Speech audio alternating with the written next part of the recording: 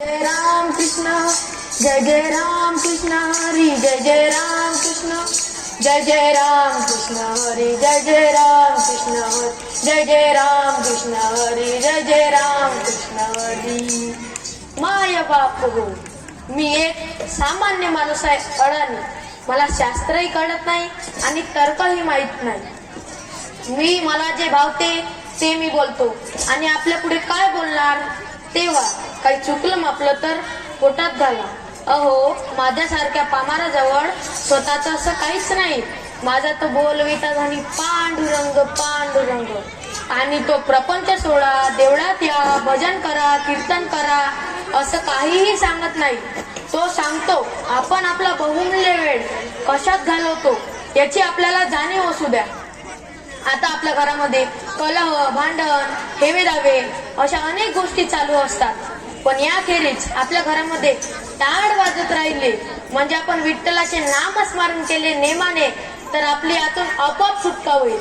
अरे, ज्या माऊलीने आपल्याला आपल्या हाताने भाकरी खाऊ घातल्या त्या बाईला आपण आपल्या मत्सरामुळे, अहंकारामुळे कलेश देत राहतो. आपल्याला वाटते की आपल्यासारखे पुरुष कमावून आणतात आणि घरच्या बाईला, आई वडिलांना खायला घालतात. पण घरात खरं खायला कोण घालतं? ती म्हणजे आपली माऊली स्वतः रांधते आणि आई वडिलांना आपल्याला खायला घालते. म्हणजे चित्त समाधाने तरी विष वाटे सोनेरी, चित्त समाधाने तरी विष वाटे सोनेरी. बहु खोटा अतिशय, बहु खोटा अतिशय, जाना भले सांगो काय, जाना भले सांगो का. चित्त समाधाने तरी विष वाटे सोनेरी, चित्त समाधाने तरी विष वाटे सोनेरी.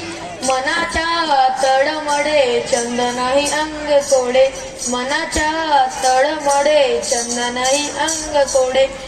उपचार पीडा पूजा, उपचार पीडा पूजा, चित्त समाधाने तरी विष वाटे सोनेरी, चित्त समाधाने तरी विष वाटे सोनेरी. बहु खोटा अतिशय, बहु खोटा अतिशय, जाना भले सांगो काय, जाना भले सांगो काय. चित्त समाधाने तरी विष वाटे सोनेरी, चित्त समाधाने तरी विष वाटे सोनेरी. धन्यवाद.